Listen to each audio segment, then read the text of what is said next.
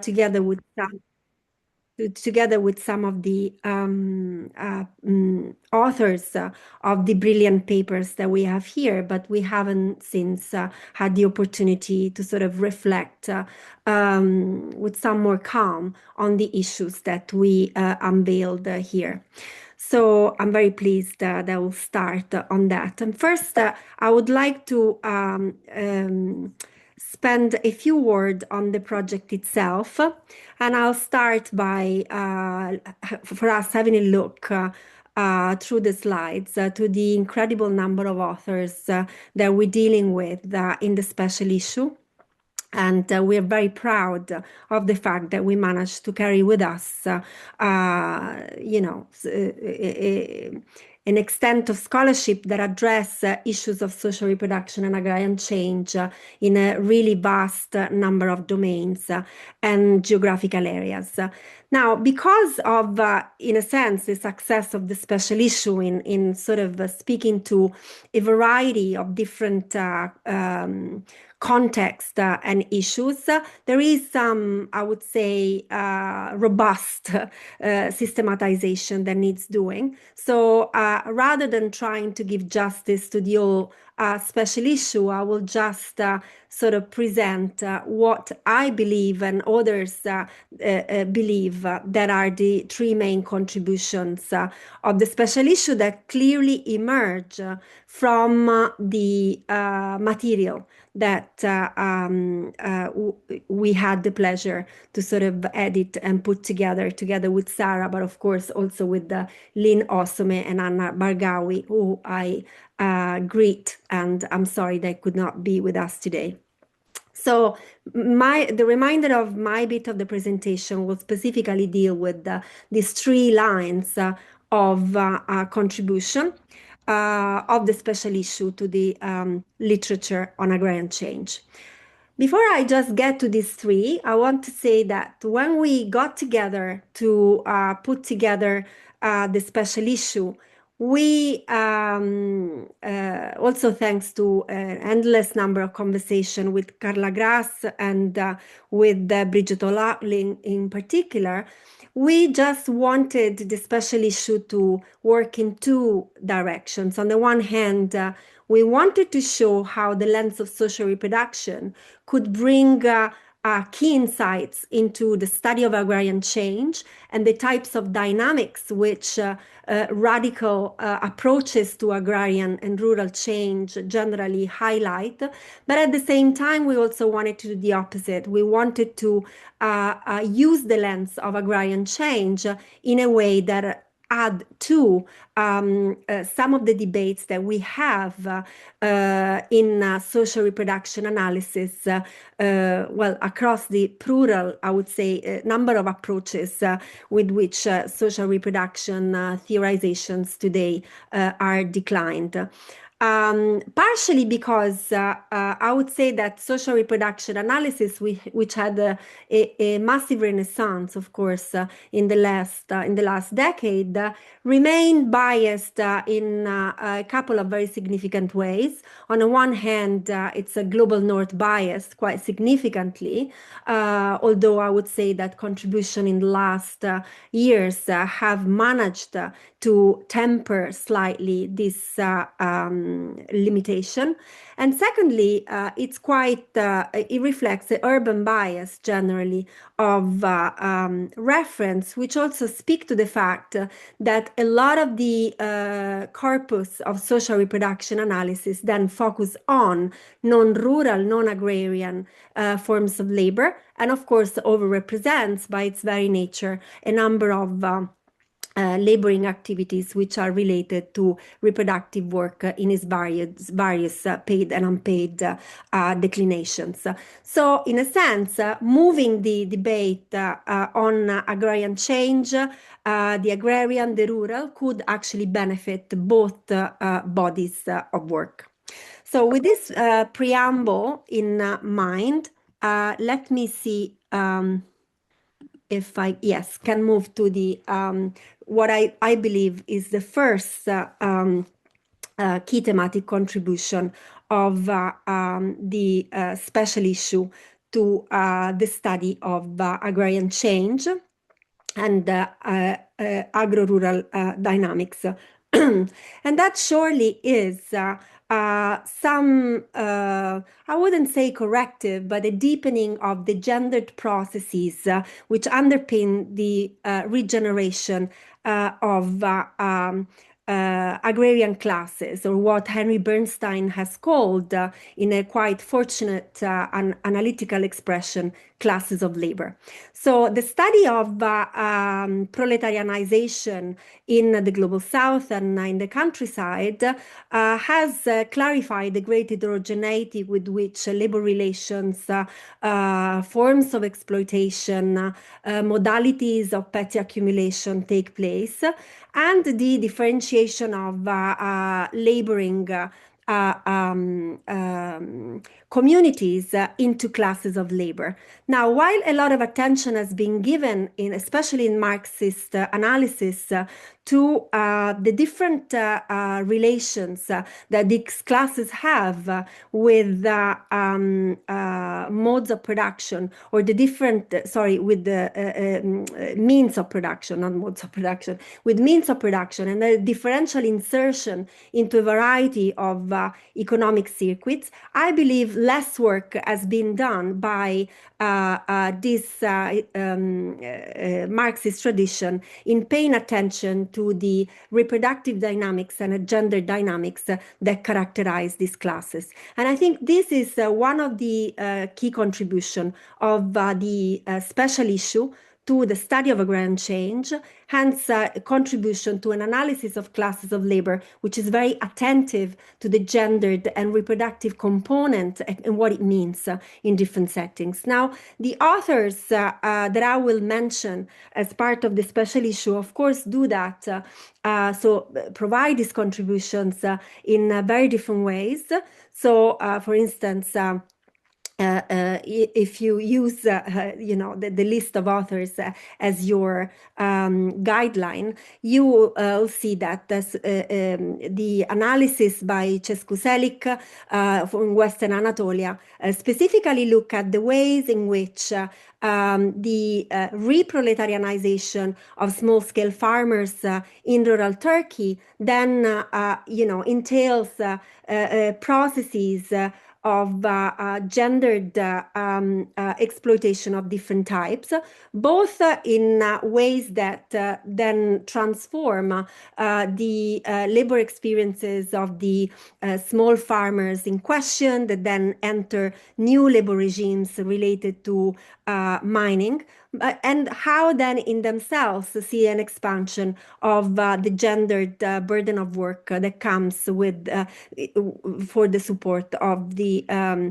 mining household. So you can see that there is an element in Cescu's analysis that looks both at the ways in which we see transition of classes of labor into new classes of labor, and how this comes when it comes to the gendered economy with new forms of housewifeization and new sort of gender burden for the women. They're part of these specific households. The work of Lorena Lombardozzi, I'd say, add further to this picture, and focusing on Uzbekistan, Lorena's work actually uses food as an entry point for looking into the process of diversification of classes of labor that we find in the region, and hence advancing also methodologically the ways in which we can sort of explore social reproduction in agrarian settings related to classes of small holders. Now, these are the two contributions that explicitly, I would say more explicitly, refer to classes of labor as an analytical framework, although also the other two that I will briefly mention, I would say, then contribute to this literature. First, there is Liu's study on China, which is quite an extraordinary story of intergenerational resilience, or what are processes of gendered unpaid contribution to the Chinese household, and showing how the reliance on the unpaid labor of women is something that, in fact, bridges together the Maoist as well as the reform era. And what Liu actually shows is that while generally for China we have a slightly different emphasis when it comes to the formation of the working class coming from rural areas, also due to the different type of landholding tenure that we find in China, in reality, if we focus instead on gender contributions, we actually do have, again, a story that is a highly gendered story and that can be read throughout various generations. In fact, I would say that this aspect places Liu's in conversation with other studies like that of Punnai, of course, especially the early work by Punnai on the formation of the rural Dangomei, but also more recently the work of Igedong and others. They are just exploring these connections that one can make between the rise of the urban proletariat and the specific dynamics that start off in agrarian and rural settings.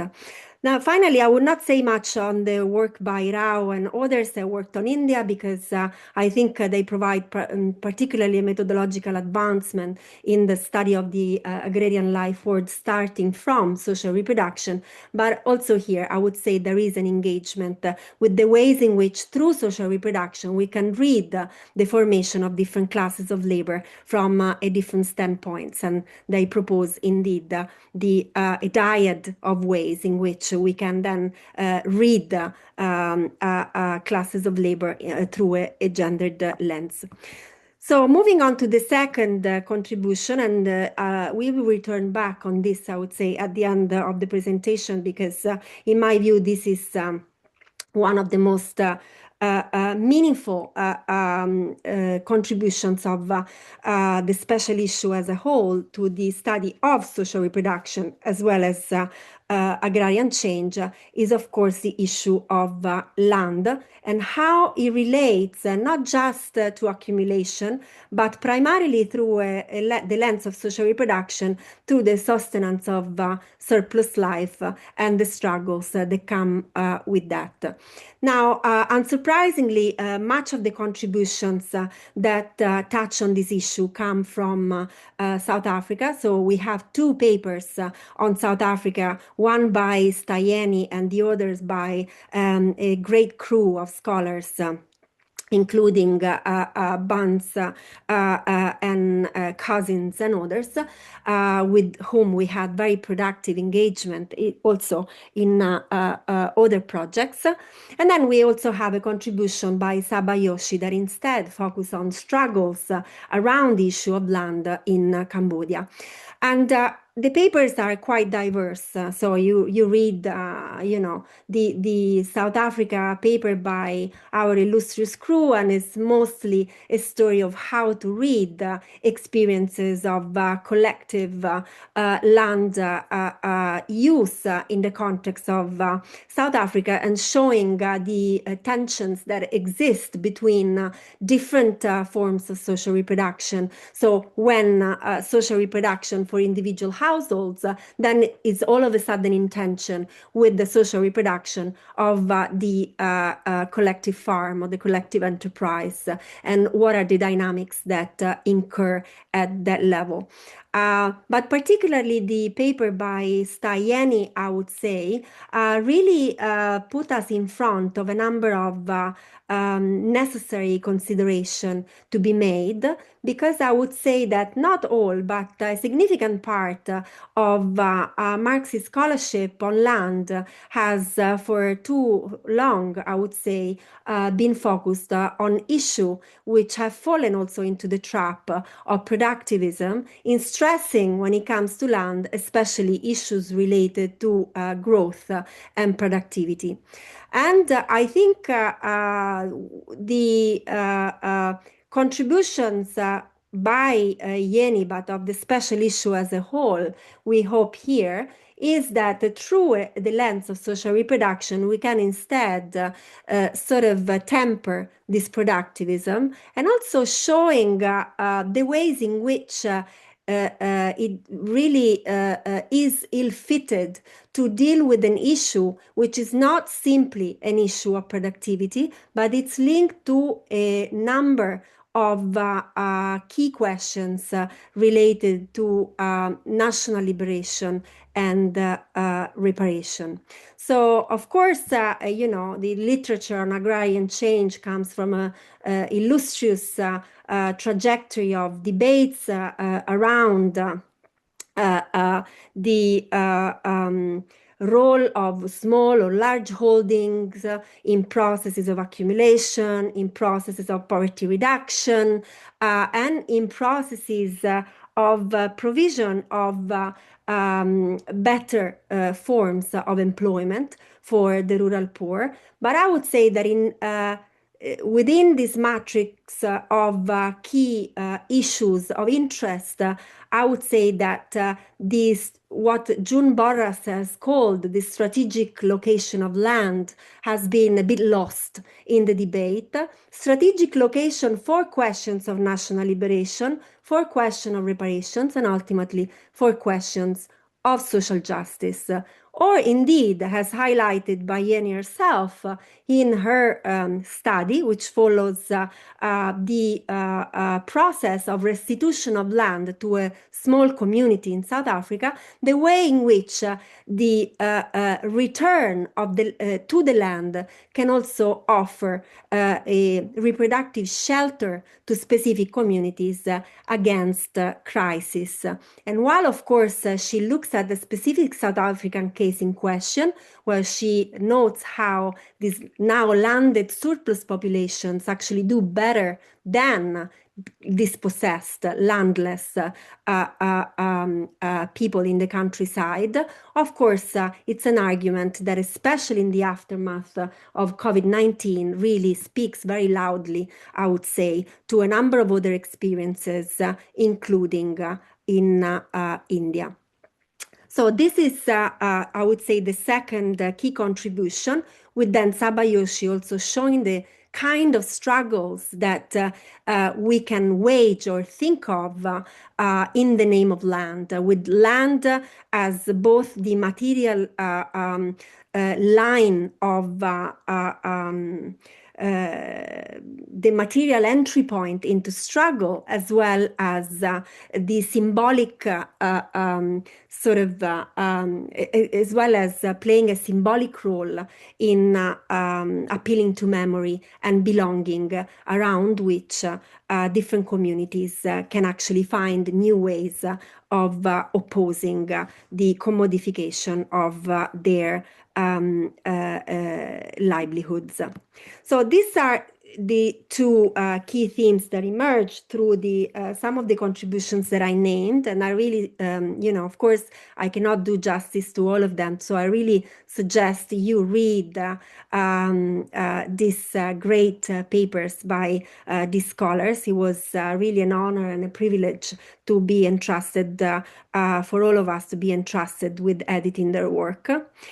And the final thematic that I want to highlight, in which I would say a social reproduction lens can contribute quite significantly to the study of the agrarian and the rural, is also questioning this division itself, no, between the rural, the urban, the peri-urban, when it's clear that in the context of the different accumulation and dispossession dynamics that we are witnessing, not simply in the global south, but also in the global north partially as well, we increasingly have to challenge a neat separation of sort of trajectories and dynamic that might only apply to these different realms separately. So the papers that contribute particularly to this third point in the agenda, in fact, they highlight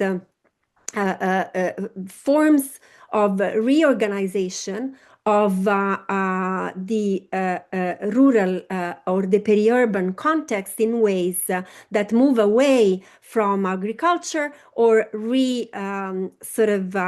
organize, reinvent the agrarian life world in question altogether. Here we have contributions by Danish Khan in premise, looking at Pakistan and processes of the agrarianization and also of moving away from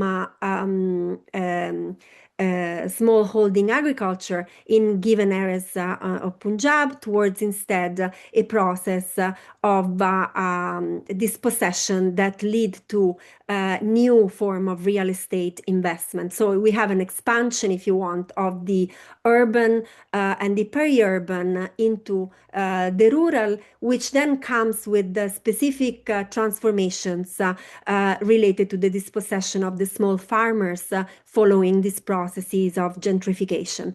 And here we have in particular the attention by Khan to the creation of new classes of labor in a way in which now former small farmers re-enter the economy as part of a complex gendered service economy, hence offering reproductive services of different types in the context of the new transformation.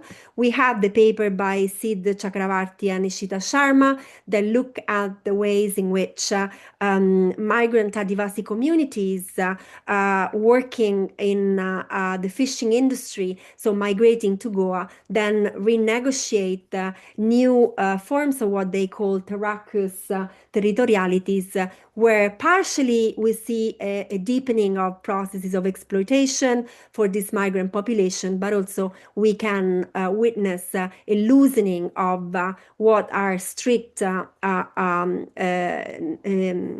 forms of oppression, particularly for scheduled tribes in India. So that, you know, there is, with these new geographies, you do see new forms of exploitation, but at the same time, you can see an undermining of traditional forms of social repression in the context of the political economy of India. And finally, we have the paper by China Sajadian, which is an extraordinary story of borderland agriculture at the border between Lebanon and Syria. And here she not only provides us with a very rich ethnography of the ways in which gendered labor is central to the type of agriculture that then sustain the Lebanese economies directly from refugee camps, which is something that in the migration literature we see emerging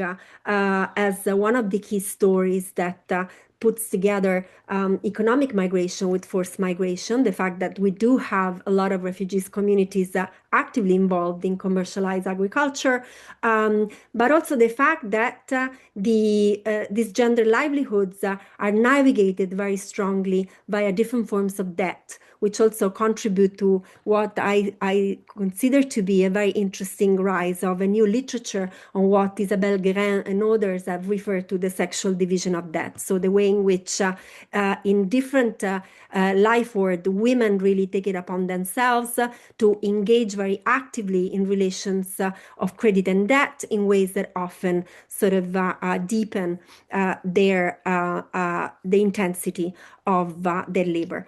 So these are the main three things that I want to throw out there, and I hope they speak not just to the contributions that I mentioned, but also broadly speaking to what is an active agenda to think productively on how social reproduction analysis of different types and agrarian change literatures can sort of mutually benefit from each other. And on this, I'll just pass the baton to my esteemed colleague, Sara, to deal with methods. Thank you. Thank you so much, Alessandra. I think you provided an excellent overview of the key contributions of the special issue. And I'm going to carry on the presentation. And if you could move to the next slide, that would be great. to talk first about methods.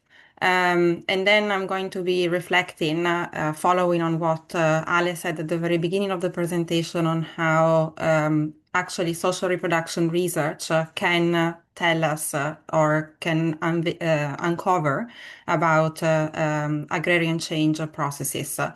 And then we will conclude together on ways forward on the social reproduction and agrarian change joint research agenda at the end of the presentation. But yes, so starting with some reflections on methodological questions, which I believe are very important for a number of reasons. One being that, as already noted by Ale, we are witnessing this incredible blossoming of social reproduction research and a lot of, like a very interesting material that is coming out in recent years. And as this happens, I believe that the boundaries of what social reproduction research is are currently being defined and redefined as we speak. And this comes with some open theoretical but also methodological questions.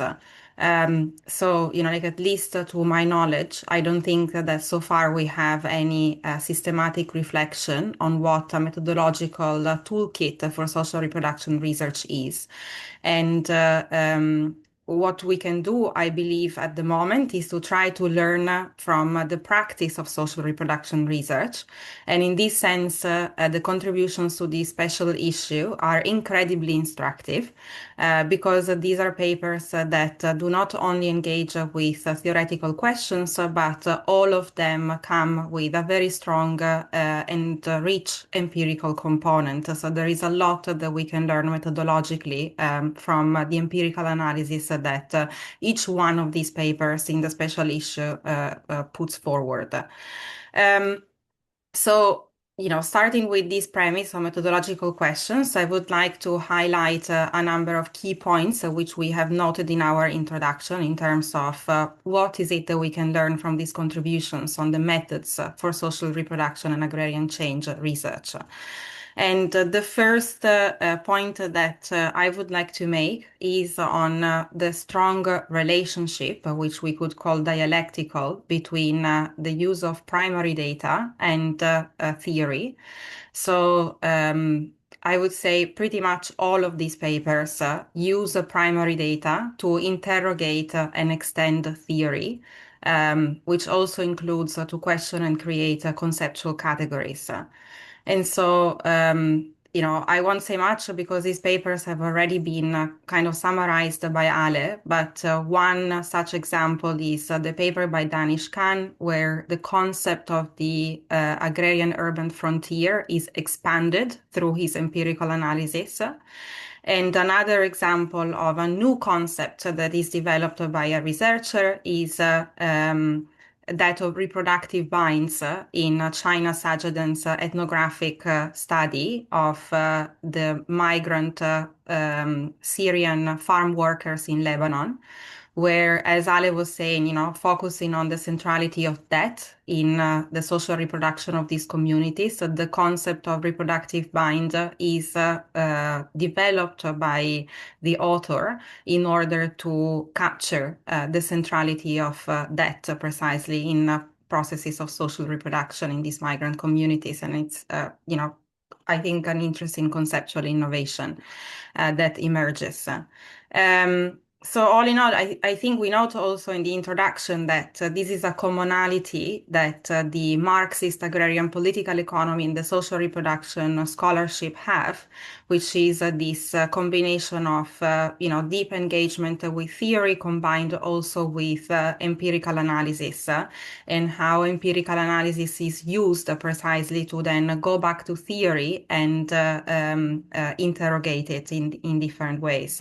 So overall, this leads to a more complex and nuanced understanding of capitalism from different locations and viewpoints, as well as forms of resistance to capitalist transformation. So I think this is very interesting because it captures this tension that is intrinsic to many definitions of social reproduction and that is explicitly taken on board in some strands of social reproduction scholarship, where we see that social reproduction is necessary necessary for the reproduction of life, but also necessary to recreate a certain capitalist, I mean, not certain, but all capitalist relations.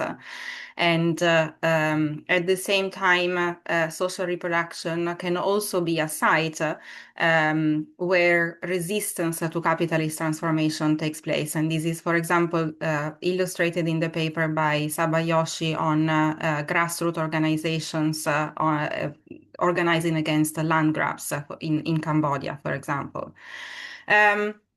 Moving to the second point that I would like to highlight, so we see throughout the papers a deep engagement with the field, which happens in a variety of ways, and we note three main ways. The first is the long-term field work. So we see that many authors have been studying specific agrarian contexts for many years, and they have gone back to the field several times in the course of the research. So they have this, kind of longitudinal and we can also say holistic understanding of the context at hand. A second way through which a deep engagement with the field occurs is through the use of a combinations of methods for primary data collection, mostly qualitative methods, but not only.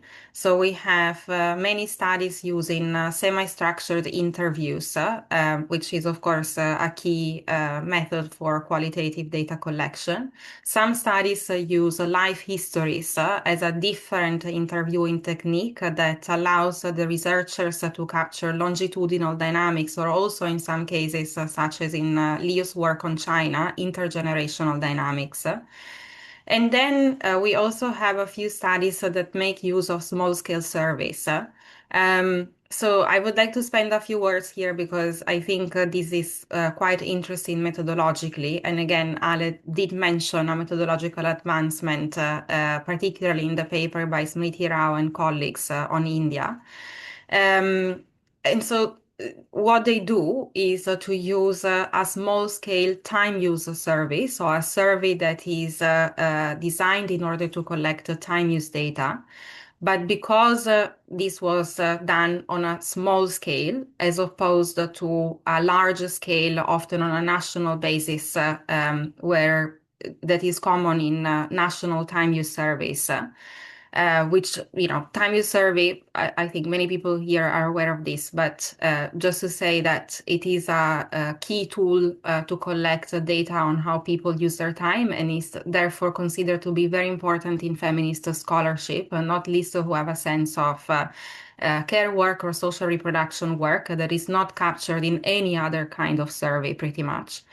Now, one critique of the large-scale time use surveys is that they are very useful in order to generate aggregate information on the amount of, for example, unpaid care work that is performed in an economy, most often by women, so they capture elements of gender inequality embedded in time use. But because, as it happens in larger scale surveys, the most important requirement is one of comparability across an entire country, if conducted on a national scale, then what this data loses is the nuance on, what we can learn from this data on the organization of everyday life in specific contexts. So what the small-scale survey does, and what Rao and colleagues do in their paper, is precisely to use a tool that allows for a kind of middle ground approach, where, there is a generation of data that is also quantitative in nature, and therefore can be used in order to be analyzed using basic statistical techniques. But at the same time, because the small-scale nature of the survey doesn't have that requirement of comparability that large-scale surveys have, it allows for maintaining a high degree of nuance and qualitative information that is specific to the context that they're studying. And this is very interesting because while we see that in a lot of social reproduction research, qualitative methods are very widely used, we cannot say the same for quantitative techniques. And I think that this is an area where it would be interesting to reflect on how to use quantitative methods in the study of social reproduction as well. Finally, so this was, like a bit of a digression on that particular point, but just to go back to the deep engagement with the field, the third and final way through which this happens in the studies in the collection is also through engagement with secondary sources. So basically, the authors use the analysis of secondary material in order to at least contextualize their primary data, and in some cases to properly triangulate primary and secondary data. And often this is also done with the intention of developing a sort of historical understanding of processes over time that concern agrarian change and social reproduction in the given context. The last point that I want to make on methodological questions has to do with the sort of units of analysis. Not surprisingly, the household remains a key unit of analysis in many of the contributions to the special issues. But critically, I would say, we see how many papers also pay attention to other institutions that are crucial for social reproduction and not often really taken into consideration. And these are depending on context, the kinship, the lineage, the community, or grassroots organizations. And some papers also explicitly consider the role of the state in shaping the organization of social reproduction or agrarian life, either through specific policies or through broader political projects that matter in shaping processes that are relevant to the study. So on this note, I will move to the next slide, please, Ale, to share with you just a few reflections on, what social reproduction tells us about agrarian change. So 3 points here. The first is that a focus on the agrarian South reveals the complexity of social, class, and labor relations, which are predominantly porous, flexible, segmented, and fragmented. So we can say that this captures in very vivid terms what Cindy Katz in her early 2000s work has defined as the fleshy, messy, indeterminate stuff of everyday life, which is one of the most widely used definitions of social reproduction. And in a way, these studies and these contributions, therefore, I believe, lend their support to those theorizations of social reproduction and agrarian change that are based on thinking about capitalist production and social reproduction as overlapping complementary spheres rather than separate and compartmentalized spheres of life. And therefore, for this reason, and this is the second point, going back to the household as a key unit of analysis that I was mentioning just a few minutes ago, the household as a unit of analysis remains prevalent, but on the one hand, it is a category that many studies questions in specific contexts. So, without assuming that the household has got a very specific has got very specific features across all contexts. So there is a question on what does the household look like in the specific agrarian context studied, but also how households should not be seen as isolated units that are primarily internally fragmented along the lines of gender, but also as institutions that are embedded in other social formations that are equally critical for processes of social reproduction and agrarian change. And finally, and again, this is a point that has already been made by Alessandra, but I think it's worth repeating that, after sort of listening about these contributions, it might seem obvious, but the recognition of the centrality of land not only as a source of food and income, but also as central to the reproduction of the so-called social and the culture. So a central pillar really for the reproduction of a social and cultural fabric in given contexts is something that emerges very strongly from some of the papers in this special issue. And it is a point that had been completely absent from debates on social reproduction centered on the global north and is instead critical to questions of survival, livelihood, and ecology stemming from scholarship focused on the global south. And on this note, I'll hand over back to Alessandra for some reflections on ways forward on the social reproduction and agrarian change agenda, stemming from this special issue, but going beyond it as well. Thanks a lot, Sarah. And just very quickly, so that we can benefit from the Q&A as well. Well, one, of course, that follows directly from both of us having finished with our interventions with reference to how land really emerges as one of the protagonists of the special issue, something that, Lyn would have been much better equipped than me to sort of carry through as a future agenda. And that also speaks to what has been then our following projects, which have been the work on pluralizing social reproduction approaches. Exactly the fact that when it comes to addressing trajectories and concerns of social reproduction in the global south, in agrarian setting, of course, in particular, the issue of land comes out as really very much predominant, and it has to be treated in its regenerating role and not in the classic economic sort of role that much of the literature on agrarian change has instead prefer to treat it as.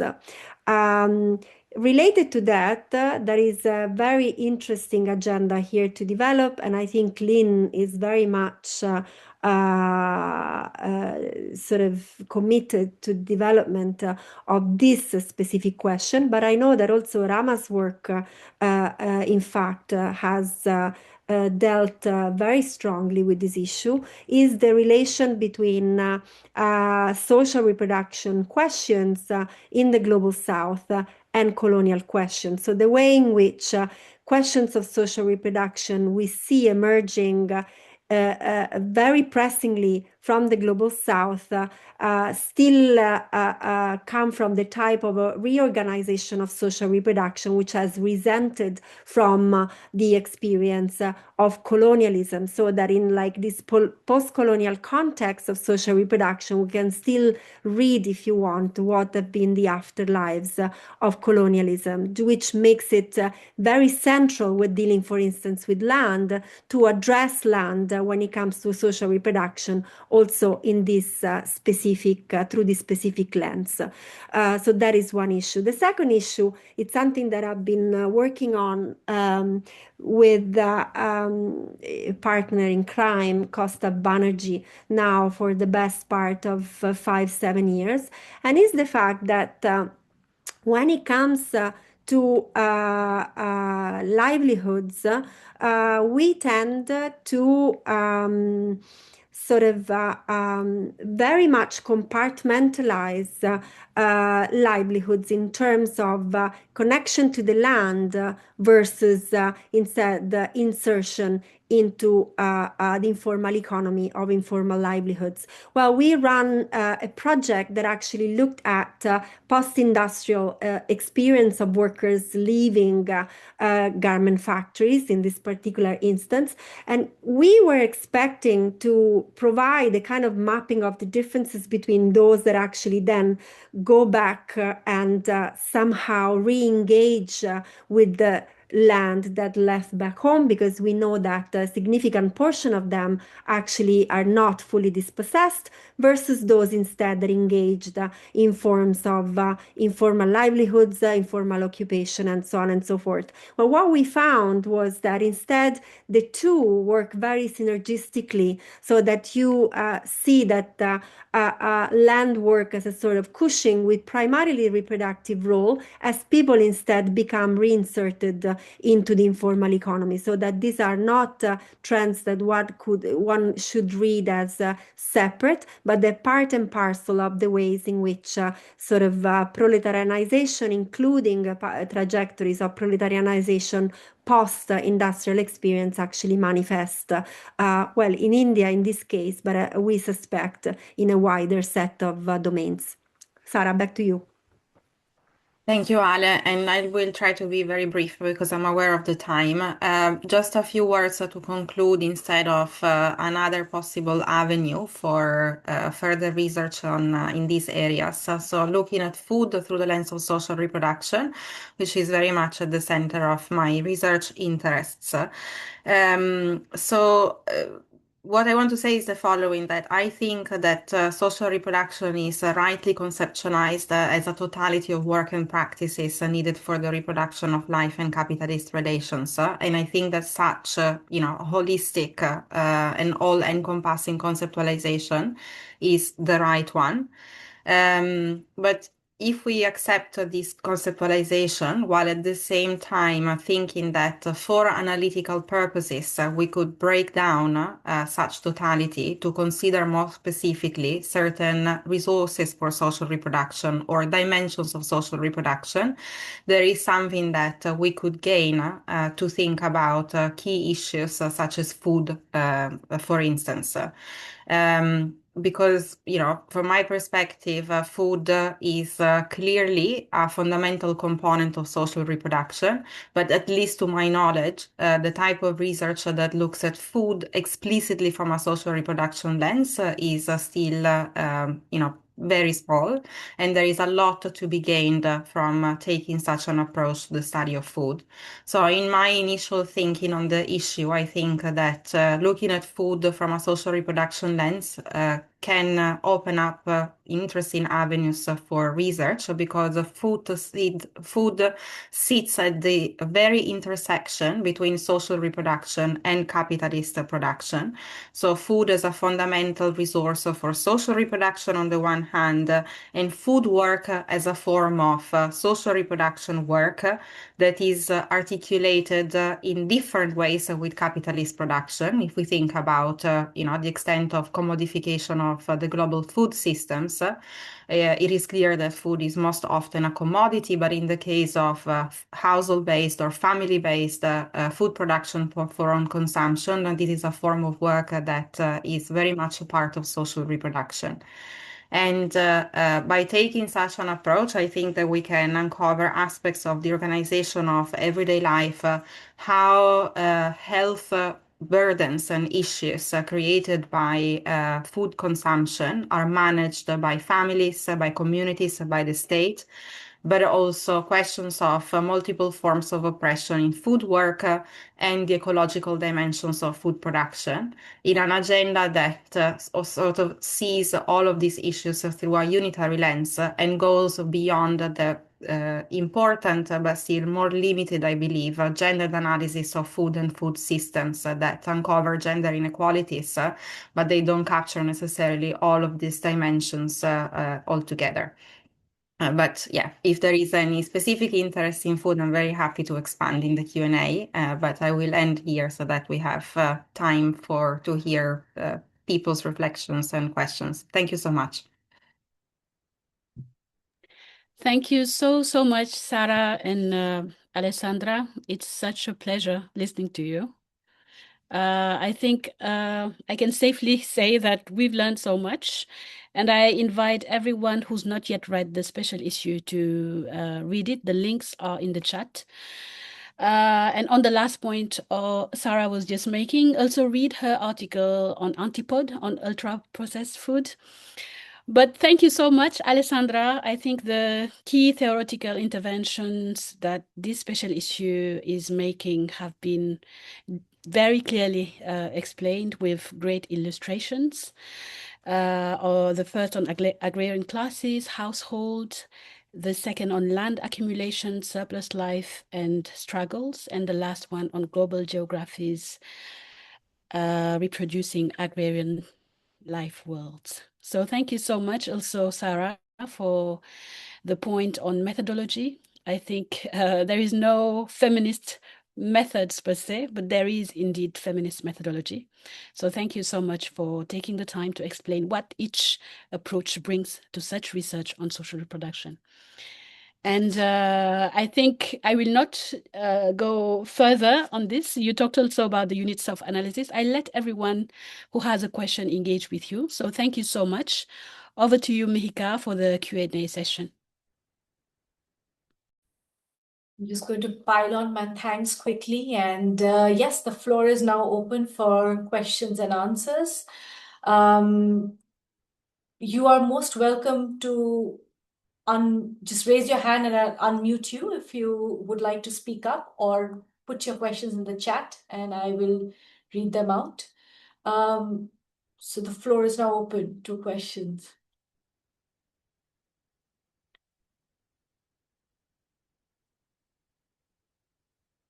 I mean, I of course have many, many thoughts and questions. Okay, great. So Padmini, do you want to speak up or do you want to type in your question? Please go ahead, unmute yourself. Hi. Thank you so much. This was so great. I was wanting to understand what would it entail to look at rural employment guarantee programs in countries like India from the lens of social reproduction. And I ask this because, as many of you may know, that NREGA, which was India's rural employment guarantee program, has now been withdrawn. And based on my initial observations, um, the thing that it's most affecting is the everyday life sustaining processes of women in, say, rural Bihar, who used to earn, say, rupees 255 a day and run their households using that, but no longer have the option, or work is being denied to them. So just wanted to understand, how can one look at rural employment guarantee programs and social protection from the lens of social reproduction, and what would that entail? Yeah.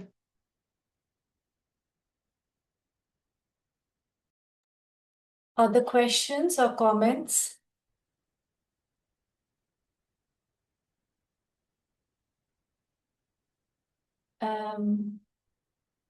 I'm not seeing any, so maybe I'll just quickly add my own question, and then Sarah and Ali, you can respond. But again, thank you so much for laying out. Like Rama said, I quite really found it useful to think about how the kind of questions you have provoked about methodology and methods, and thinking again back to Marks in the Field and your contribution, which I find I find it incredibly helpful. I've used it for teaching and refer back to it quite often. If we think about what social reproduction and your special issue has shown about conceptualizing classes, and even methodologically speaking, what you have said about how we ought to think about women's reproductive labor and how we think about classes, I'm just wondering what we specifically do when we take on board women's reproductive labor, whether it is through time use surveys or even through interviews. When we think about then the unit of analysis for class, we usually still go back to household as the main conceptual category. If we bring on board women's reproductive labor, do we then go into a terrain of where there is conflict in terms of class locations of different individuals within the household? How do we reconcile that? And then ultimately, if we still think about classes as at the level of household, we are still analytically privileging then the male labor, productive labor, rather than the reproductive labor. So how do we reconcile those tension? I think about this often and just wanted your thoughts on that. Thank you so much. There is a third question. Shall I just pile that on? Or yes, we have a question, on the chat box. Yes. So Josephina, thank you for your question. Josephina has thanked for the presentation. And Josephina says, I wanted to ask what contributions, critiques, etc., you think the analysis of agrarian change and social reproduction can make towards a broader understanding of the theory of value labor.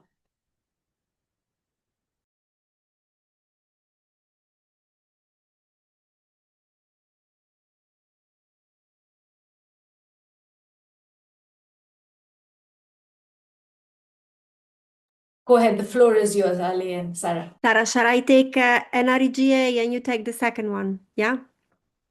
Okay, so on NREGA, I think that is a very important question that you ask, and especially in the Indian context, we have seen that the dismantling of rural employment guarantee work has gone hand in hand with the forms of cash disbursement that have been primarily utilized for gaining vote banks, especially in the last elections. I would say that, and especially with the case of Bihar, sadly, this has paid off quite significantly, also showing the limits of cash transfers, tout-court cash transfers as a substitute for this.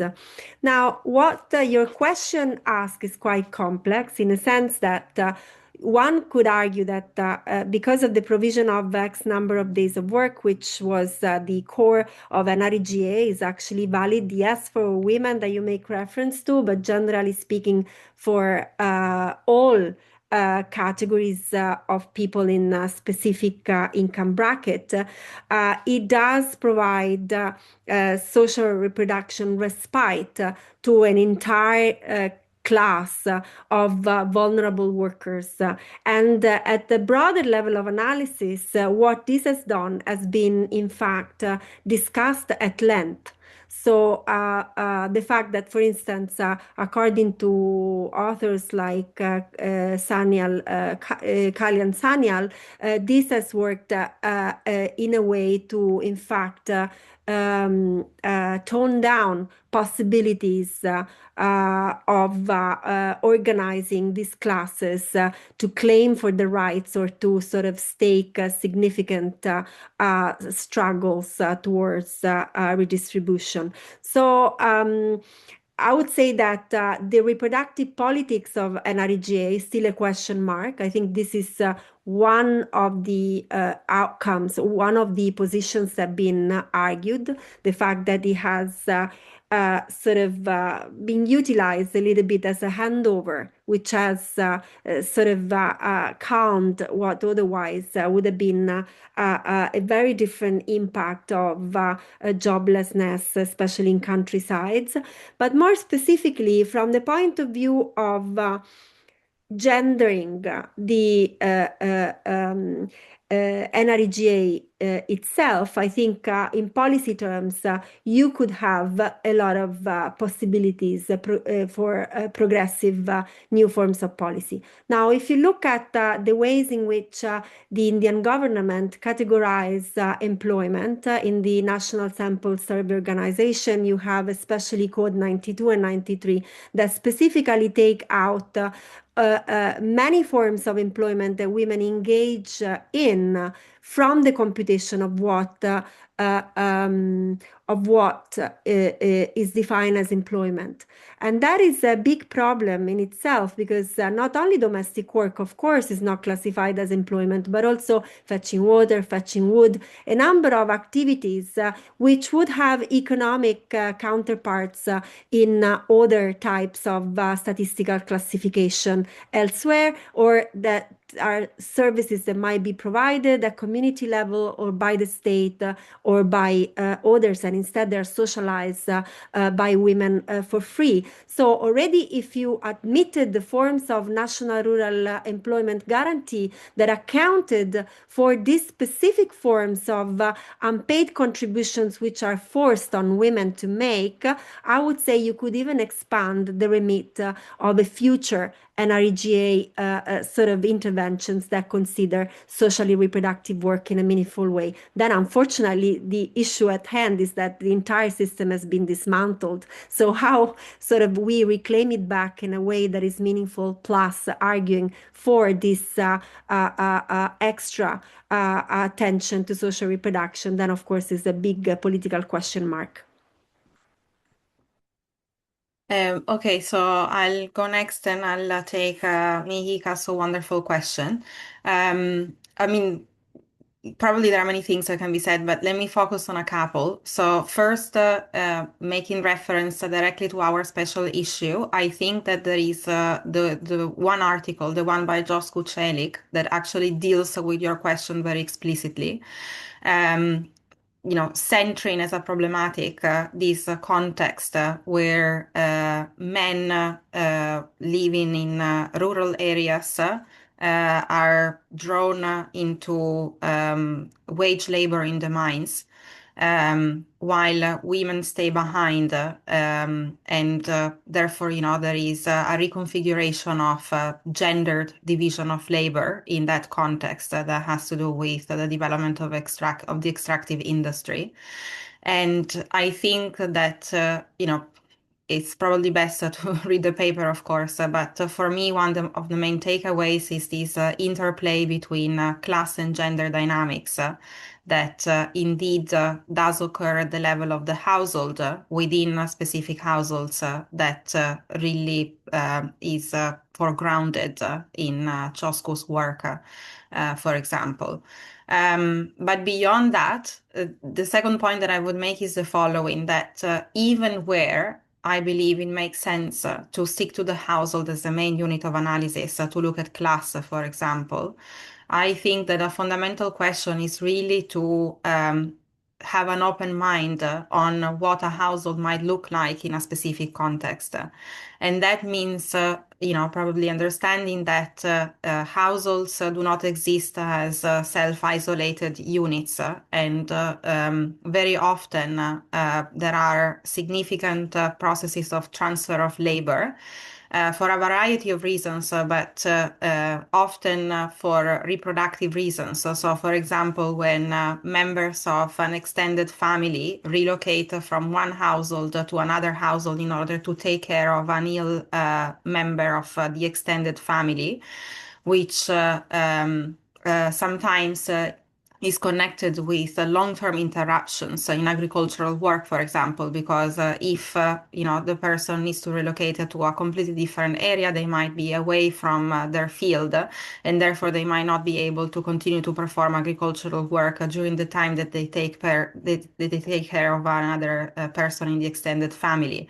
So in a way, for me, from an empirical and methodological viewpoint specifically, it is important to capture, so there is this dated paper by Pauline Peters and Jane Geyer, I believe, that says that the first question to be asked is, not where is the household in this setting, but what is, the key domestic institution or unit in this setting.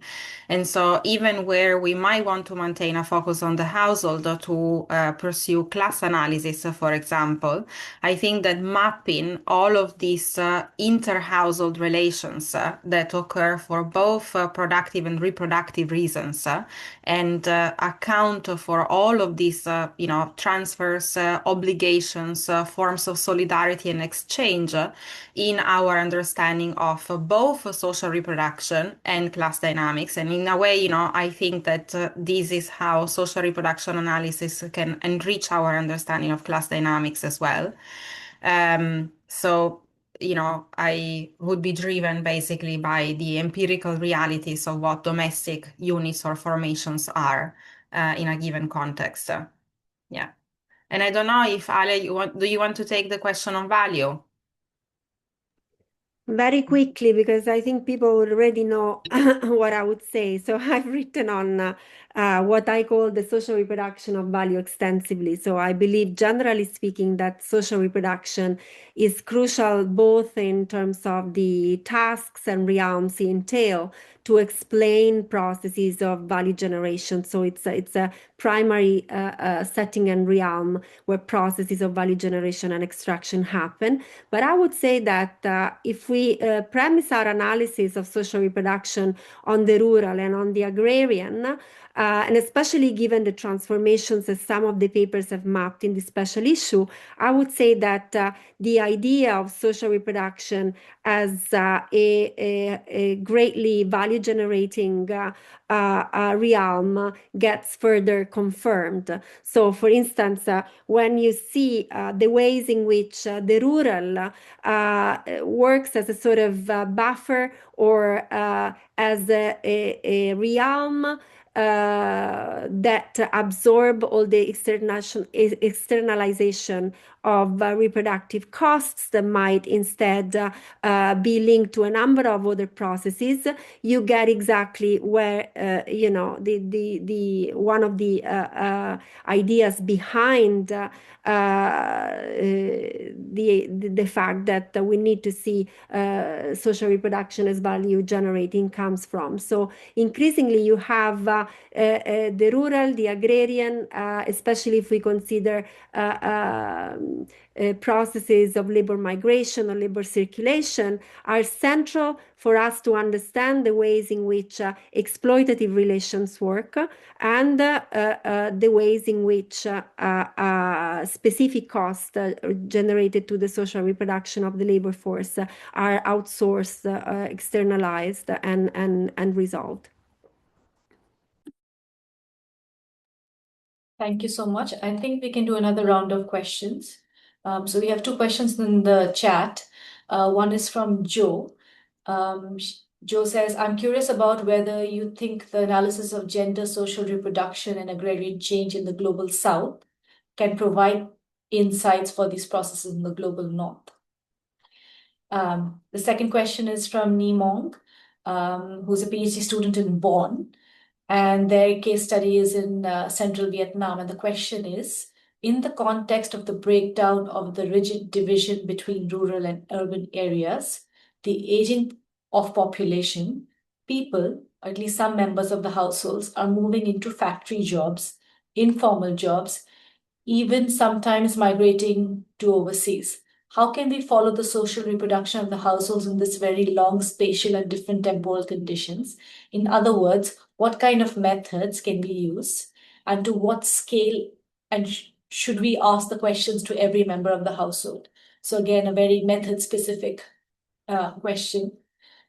Okay, so we have another question from Gayatri Krishna, who's looking at social reproduction and livelihood strategies of informal workers, migrant, fishing wharf workers, and domestic workers in Mumbai affected by resettlement for development project.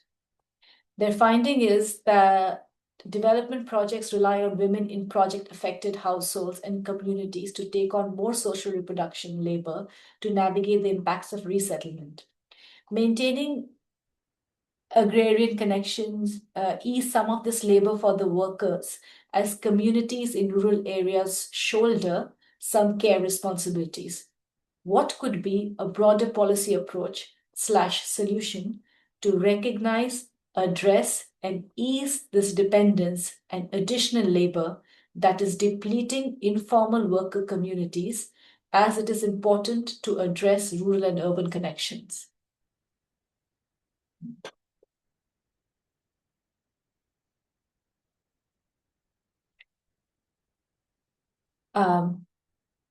Floor is yours, Ale and Sarah. And if you want any of this clarified, let me know and I can write back.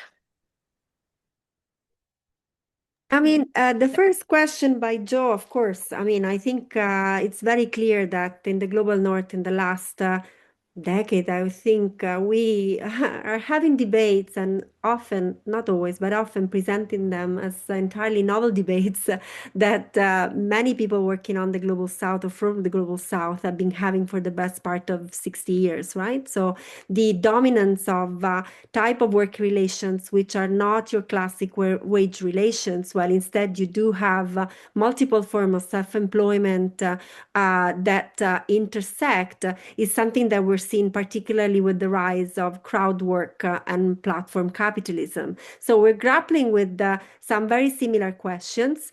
And of course, this might vary in terms of the type of answers in terms of social policy that we might think of in different contexts. But I would say that there is less now of a stark difference when it comes to key questions around the world of work that we face in the global south and the global north. And the global south actually has shown us a lot of ways in which some of these transformations that now are sort of coming home to the global north might look like. So that will be my sort of answer to this. Then we can talk about this further.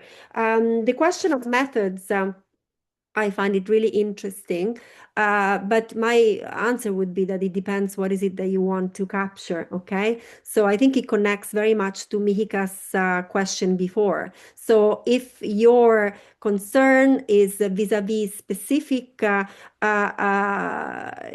processes of class formation that see the household as part of specific processes of impoverishment or pauperization or inequality, then of course the number of questions that you will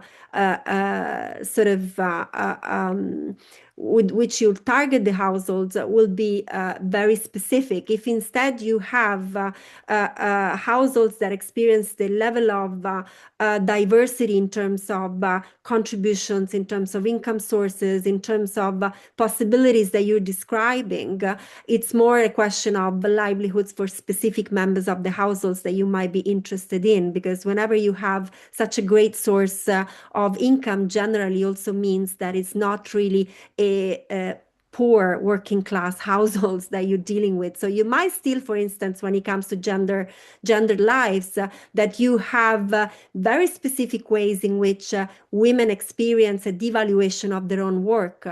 But this happens in the context of households that might not be sort of particularly vulnerable necessarily. So that, debates around how livelihoods speak of debates on class, but they also speak about the individual vulnerability of specific members within them that are exposed to particular processes of extraction. The question on urban rural, I don't know, Sarah, you want to take that on, or yeah? Yeah, so I can, if I understand the question correctly, I will share, a reflection on that. But just before I do so, on the first question, I just wanted to say, I very much agree with what Alessandra said. And I just wanted to add that from my perspective, something that emerges very strongly from the social reproduction literature on the agrarian South, which we talked about in the course of the presentation, is the complexity of such context and how therefore the compartmentalization of life, work, different type of activities and so forth is very much blurred from my perspective. And I have a sense that at least at first sight, there is an assumption that instead in the global north, the organization and work and life is more compartmentalized when we think about, people working at specific hours of the day, moving, from the house where they, mostly engage in social reproduction to the place of work where they engage in, different forms of work, including in the realm of capitalist production. But from my perspective, what we can learn from the literature on the agrarian South is that perhaps, this compartmentalization that seems to be apparent in the global North might be actually quite fictitious. And so beyond, this level of compartmentalization, pointalization that might be perceived at first sight. What we can learn from the literature on the agrarian South is that we might need to go beyond this. And of course, this links to what Alessandra was saying in terms of processes of informalization, the rise of the gig economy and whatnot, and the transformations that we're seeing in the world of work in the global North. Then to add very briefly on the question on like migration and households and whatnot. So I didn't have the time now to fetch the reference, but I'm happy to provide it later on. There are a couple of papers on the household as a transnational institution that I think would be very useful in order to think methodologically how to conduct that research. And I would look also at the literature on global care chains and the methods that are used there in order to capture these transnational dynamics that seem to be salient to the project mentioned in the question. And then so finally, I'm not sure that I understand the question correctly, but like this reliance on unpaid work that is performed by left behind communities in rural areas. And I agree that this is, I think quite a common feature in many contexts where this reliance is actually very central to social reproduction. And I think indeed, it is a part of the process of problematizing the distinction between the urban and the rural, because in fact, for example, based on my research in Mozambique, these connections between families that have recently moved to an urban area, so maintaining very strong connections with extended family in rural areas is key in order to have access to cheap or cheaper food, for example, and so on and so forth. So if I understand the question correctly, it goes to those dynamics. So I'm not sure, like what, a broader policy approach or a solution to this is. But first of all, as it has been pointed out in a lot of feminist scholarship, so recognizing that these forms of unpaid reproductive work that take place actually are incredibly vital, and also that these forms of work that are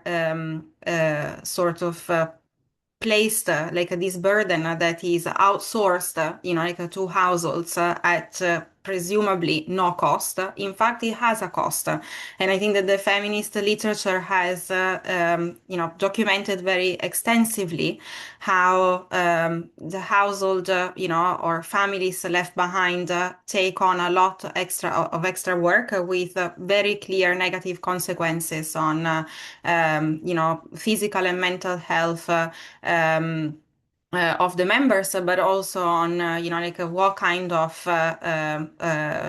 forms of paid work people are then able or not able to take on as a result. So with like a number of consequences, and this is just to mention, but like the consequences have been the negative consequences have been documented. So the recognition that this takes place is I think a fundamental first step. So to recognize basically that there is a cost there, and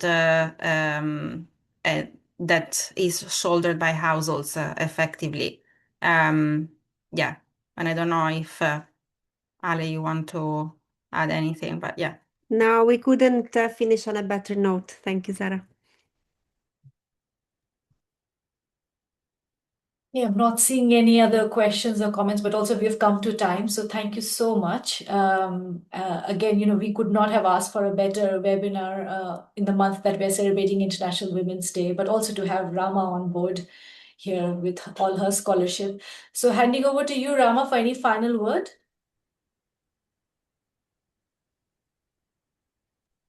I think, as Ale mentioned, we could not have dreamt of the better final note. So thank you so much for this great presentation.